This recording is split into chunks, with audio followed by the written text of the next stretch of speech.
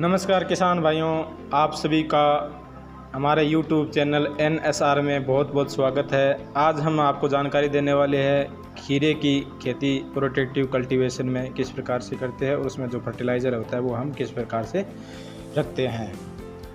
सबसे पहले हम ये खुद करके देखते हैं, उसके बाद में आम लोगों तक इस प्रकार की जानकारी शेयर करते हैं। तो आपके लिए जानकारी काफ़ी फ़ायदेमंद साबित होने वाली है। सबसे पहले हम जानेंगे फर्टिगेशन किसे कहते हैं। जब फर्टिलाइज़र को सिंचाई के पानी के साथ में दिया जाता है तो इसको हम फर्टिगेशन के नाम से जानते हैं। फर्टिलाइज़र कुकुम्बर के अंदर किस प्रकार से रखना है, इसकी मात्रा कितनी होती है, ये किस बात के ऊपर निर्धारित करते हैं, इसके बारे में हम अब जानकारी लेने वाले हैं। फर्टिलाइज़र की जो मात्रा होती है पौधे की उम्र के अनुसार निर्धारित होती है। जैसे जैसे पौधा बड़ा होता जाता है उसकी फर्टिलाइज़र की मात्रा और न्यूट्रिएंट की रिक्वायरमेंट होती है वो बढ़ती जाती है। ये मात्रा मिट्टी की उपजाऊपन क्षमता के अनुसार भी कम या ज़्यादा हो सकती है। सामान्य प्रकार की मिट्टियों के अंदर हम इस प्रकार से फर्टिलाइज़र की मात्रा रखते हैं जो सिंचाई के पानी में हम प्रोटेक्टिव कल्टीवेशन में देते हैं। इसके लिए सबसे पहले हम 2 टैंक का प्रयोग करेंगे। टैंक ए जिसमें 100 लीटर पानी का घोल बनाएंगे और टैंक बी जिसमें अलग 100 लीटर पानी का घोल बनाएंगे। टैंक ए के अंदर जो हम सबसे पहले कैल्शियम नाइट्रेट लेंगे 18.500 किलोग्राम। 2 नंबर पर 13,045 जिसमें 13% नाइट्रोजन 45% पोटास होता है उसमें 2 किलोग्राम प्रयोग करेंगे। फेरस 12% चिलेटेड 125 ग्राम का प्रयोग करेंगे। और जो टैंक बी होगा उसके अंतर्गत हम 13,045 11 किलो 800 ग्राम, मैग्नीशियम सल्फेट 7 किलो 400 ग्राम, 05234 3 किलो 400 ग्राम, 0050 600 ग्राम, मैग्नीशियम चिलेटेड 34 ग्राम, जिंक 79 ग्राम और कॉपर 4 ग्राम, अमोनियम मोलिब्डेनम 3 ग्राम और बोरोन जो होता है 50 ग्राम मिलाएंगे। ये एक अलग 100 लीटर टैंक में हम इसका घोल बनाएंगे।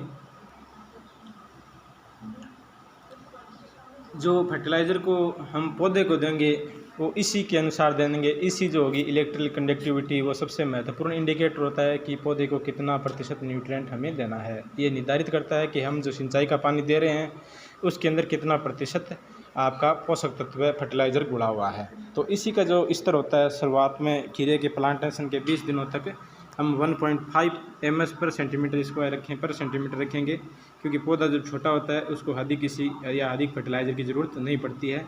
20 दिनों के बाद में इसी का स्तर हम 2.2 तक लेके चले जाएंगे। हफ्ते में 1 दिन बिना फर्टिलाइज़र का पानी यानी केवल पानी का हम प्रयोग करेंगे ताकि हानिकारक लवण जो होते हैं वो जड़ क्षेत्र से ब्लीचिंग हो जाए और पौधों के ऊपर अधिक इसी के लक्षण नज़र नहीं आए।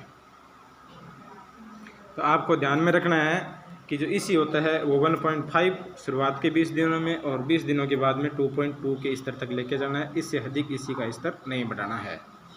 पीएच खीरे के पौधे अधिकतम पोषक तत्व का ग्रहण 5.5 से 6 pH तक करते हैं। यदि pH बढ़ जाता है तो जो न्यूट्रिएंट का अपटेक है वो कम हो जाता है और pH कम हो जाता है तो भी न्यूट्रिएंट का अपटेक कम हो जाता है। यदि pH बढ़ता है तो नाइट्रिक एसिड डाल के कुछ स्तर तक pH को नियंत्रित किया जा सकता है। इसी और pH नाप करने के कुछ उपकरण हैं जो हम आसानी से ऑनलाइन से खरीद सकते हैं। यदि आप पॉली हाउस और नेट हाउस के अंदर खेती करते हो तो आपके पास में इसी और pH नाप करने के उपकरण ज़रूर होने चाहिए।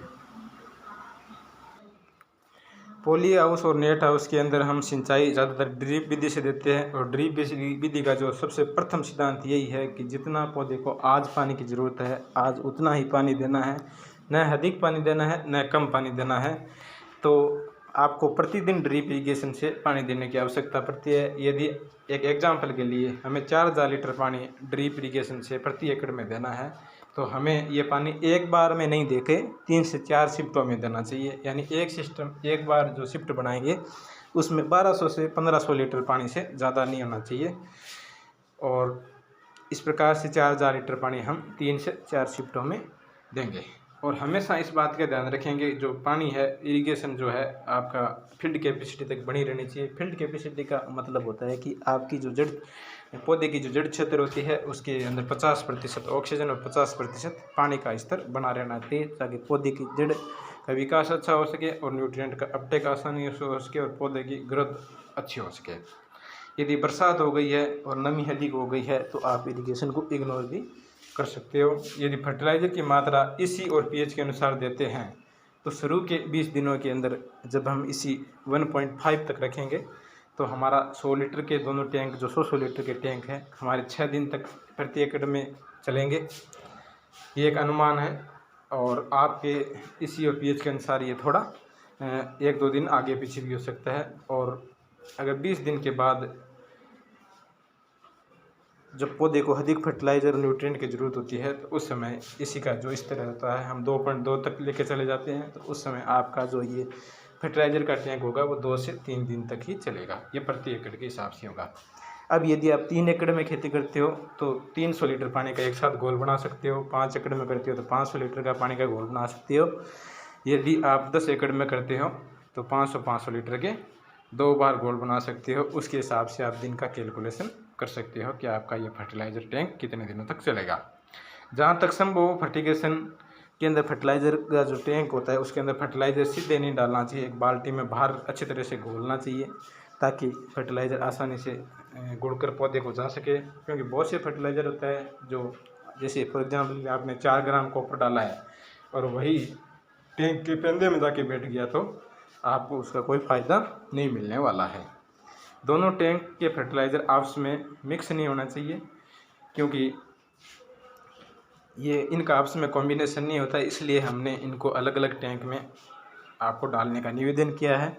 किसी तत्व विशेष की कमी या अधिकता होने पर हम उसकी मात्रा कम या ज़्यादा भी कर सकते हैं। जैसे यदि आपकी मिट्टी के अंदर फेर्स ज़्यादा है तो हम फेर्स की मात्रा कम भी कर सकते हैं। और आपके पौधे के अंदर अगर कि खीरे के पौधे के अंदर फेर्स की कमी के लक्षण नज़र आते हैं तो आप इसकी मात्रा फेर्स की बढ़ा भी सकती है। ये मिट्टी के अनुसार कम या ज़्यादा हो सकती है, एक सामान्य मात्रा है। तो किसान भाइयों, आपको ये जानकारी काफ़ी पसंद आई होगी और हम आशा करते हैं कि आप हमारे चैनल को सब्सक्राइब करेंगे, बेल आइकॉन का बटन दबाएं ताकि आपको सबसे पहले जानकारी प्राप्त हो। जो हमारी अगला वीडियो आने वाला है उसमें आप ये जान पाओगे कि पौधे में पोषक तत्वों की कमी के लक्षण किस प्रकार से दिखाई देते हैं और आप उसकी पहचान कैसे कर सकते हो। तब तक के लिए आपको बहुत बहुत धन्यवाद।